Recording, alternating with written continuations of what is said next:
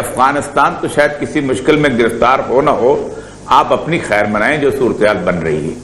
और ये शायद हम समझ लें, हम अफगानिस्तान को मशवरे दे रहे हैं, तोपों का रुख आपकी तरफ पलट चुका हुआ है। आपके इर्द गिर्द एक बहुत बड़ा 4 मुल्कों का क्वाड जो है वह बन चुका हुआ है, और उसके अंदर सबसे मेन बैटल ग्राउंड जो है वो आपका मुल्क बनने वाला है। 20 साल आपने दूर से जंग देखी है। हिंदुस्तान की तरफ से हो सकता है हमारे ऊपर चढ़ाई ज्यादा हो जाए, समुद्र की तरफ से भी और हिंदुस्तानी सरहद की तरफ से भी। मैं जिस खतरे की तरफ निशानदेही कर रहा हूं बहुत सख्त है। 2,70,000 फौज जो है अमेरिका की वो इंडो पैसिफिक रीजन के अंदर डेडिकेट कर दी गई है बकायदा पेंटागन की, और ये खतरा दुनिया में पैदा किया जाएगा कि पाकिस्तान का न्यूक्लियर हथियार जो है, इस फंडामेंटल टीटीपी टाइप मूवमेंट आएगी, इसके हाथ में हथियार आ जाएंगे, पाकिस्तान को बचाओ हथियारों को। ये आपको डरा रहे हैं, धमका रहे हैं, और मेरा ख्याल है अगर ये कुछ करना चाहे तो इस तरीके से करेंगे, हिंदुस्तान को छोड़ेंगे हमारे ऊपर, जैसे टीटीपी छोड़ी थी उधर से, अभी हिंदुस्तान को छोड़ेंगे हमारे ऊपर। और हिंदुस्तान बहुत बड़ा मुल्क है, उसको अगर इंटेलिजेंस मिल जाए अमेरिका की तो हमारे लिए काफी मसाइल पैदा कर सकता है। आप अगर हमसे जुड़ा रहना चाहते हैं तो कृपया मेरे चैनल को सब्सक्राइब करें तथा बेल आइकन भी दबा दें ताकि नई वीडियो की जानकारी तुरंत आप तक पहुंच जाए। धन्यवाद। जय कि कश्मीर को, फ़लस्तीन को दहशतगर्दी के साथ जोड़ दिया गया, उनकी तहरीक आज़ादी को, फिर मुसलमान ममालिक ऊपर जिस तरीके से चढ़ाई की गई, मुसलमान ममालिक कई तबाह बर्बाद हो गए, इस्लामोफोबिया का एक बड़ा चैलेंज सामने आया। नतीजा क्या निकला? आज अगरचे तालिबान वापस आ चुके, फतह हासिल कर चुके, अपनी हुकूमत बना चुके, लेकिन अफगानिस्तान जिस मुश्किल से अब दो चार होगा, या जो दीगर ममालिक जिस मुश्किल से दो चार हैं, इससे निकलने का रास्ता क्या हो सकता था? देखिए, पहली बात तो यह है कि अफगानिस्तान तो शायद किसी मुश्किल में गिरफ्तार हो ना हो, आप अपनी खैर मनाएं जो सूरत बन रही है। और ये शायद हम समझ लें, हम अफगानिस्तान को मशवरे दे रहे हैं, तोपों का रुख आपकी तरफ पलट चुका हुआ है। और जो शख्स ये नहीं जानते, वो कभी कभी मेरे सामने ये पड़ी हुई है पेंटागन की स्ट्रेटेजी, इंडो पैसिफिक स्ट्रेटेजी जो उन्होंने बिल्डअप की हुई है। आपके इर्द गिर्द एक बहुत बड़ा 4 मुल्कों का क्वाड जो है वह बन चुका हुआ है, और उसके अंदर सबसे मेन बैटल ग्राउंड जो है वो आपका मुल्क बनने वाला है। 20 साल आपने दूर से जंग देखी है। आपने 3 हवाई अड्डे दिए थे जहां से 57,000 दफा अमरीकी जहाज उड़े थे, 57,000 सॉर्टीज, और उन्होंने अफगानिस्तान के शहरों पर बमबारी की थी। आपने उस अफगान सिक्योरिटी काउंसिल फोर्सेस को और उस गवर्नमेंट को तस्लीम किया था जिसके अंदर 66 अमेरिकन कैंप, ये डोजियर है जो शाह महमूद कुरैशी साहब ने यूनाइटेड नेशंस को दिया था, 66 कैंप थे जिनसे आपके मुल्क में दहशतगर्दी होती थी और अमेरिका की सुपरविजन में होती थी, और आप हर साल अमेरिका से कोलिशन सपोर्ट फंड की भीख मांगते थे। जो अमेरिका अपनी सुपरविजन में 66 कैंप चलाता था अफगानिस्तान में बैठ के, और जो हुकूमत बैठती थी, आप उसको तस्लीम कर दिया। आपने नहीं, पूरी दुनिया ने तस्लीम किया, उसको भी चलो मान लेते हैं।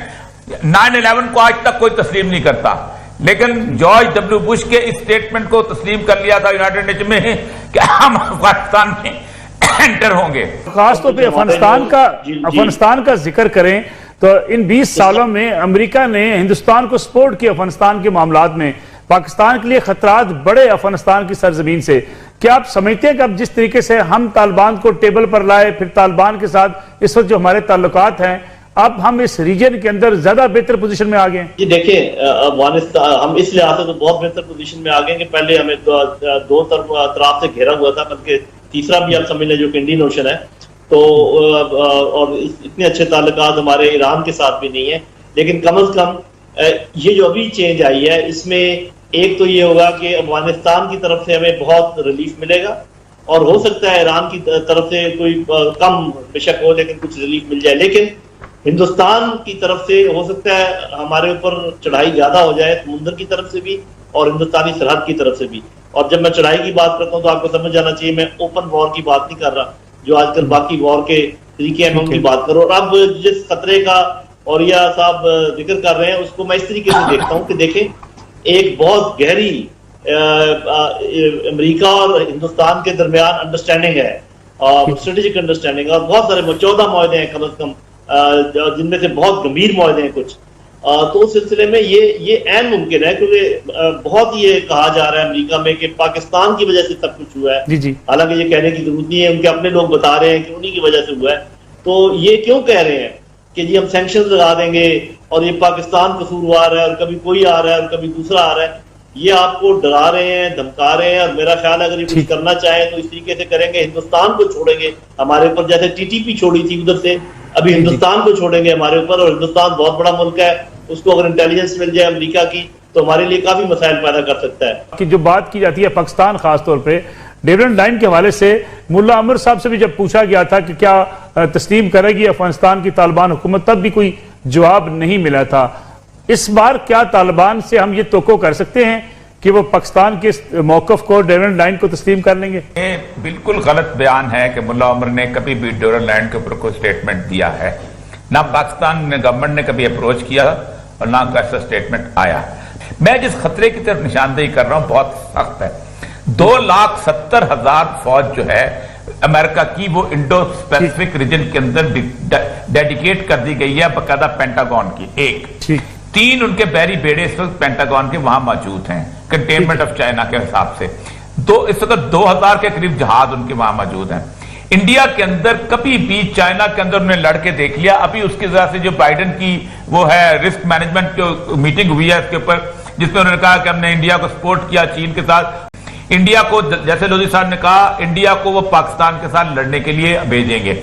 और एक और बात याद रखें, पाकिस्तान के अंदर किसी भी वक्त एक फंडामेंटलिस्ट किस्म की मूवमेंट जो है उसको बिल्ड किया जाएगा और ये खतरा दुनिया में पैदा किया जाएगा कि पाकिस्तान का न्यूक्लियर हथियार जो है, इस फंडामेंटल टीटीपी टाइप मूवमेंट आएगी, इसके हाथ में हथियार आ जाएंगे, पाकिस्तान को बचाओ हथियारों को फंडामेंटलिस्ट के हाथों में जाने में। एक ये आएगा।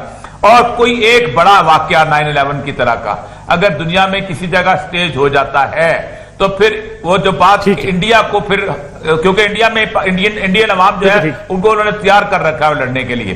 पाकिस्तानी अवाम भी तैयार है, लेकिन इंडिया को भी उन्होंने, मोदी तैयार। वो एक लड़ाई जो है वो किसी न किसी वक्त जो है, वह अभी ये रिपोर्ट पढ़ रहा था यूनाइटेड स्टेट स्टडी सेंटर की, ये सिडनी ने मुआवजा किया है, उसने अमेरिका की और चाइना की फोर्सेस का मुआवजा किया है। ये 150 सफ़े की रिपोर्ट है। उसने कहा अमेरिका इतनी दूर से आके चीन के साथ नहीं लड़ सकता, लेकिन एक ही रास्ता है कि इंडिया और पाकिस्तान की लड़ाई शुरू कर दी जाए तो सीपैक खत्म हो जाता है, चाइना की गर्दन जो है वो मड़ोड़ी जाएगी। और एक ही रास्ता है, इसलिए खतरात बहुत हैं, बहुत कॉशियस कदम रखना, बजाय इसके कि हम अफगानिस्तान को कहें कि हम ये करो वो करो, हमें खुद चाहिए कि हम क्या करना चाहिए। आप अगर हमसे जुड़ा रहना चाहते हैं तो कृपया मेरे चैनल को सब्सक्राइब करें तथा बेल आइकन भी दबा दें ताकि नई वीडियो की जानकारी तुरंत आप तक पहुंच जाए। धन्यवाद। जय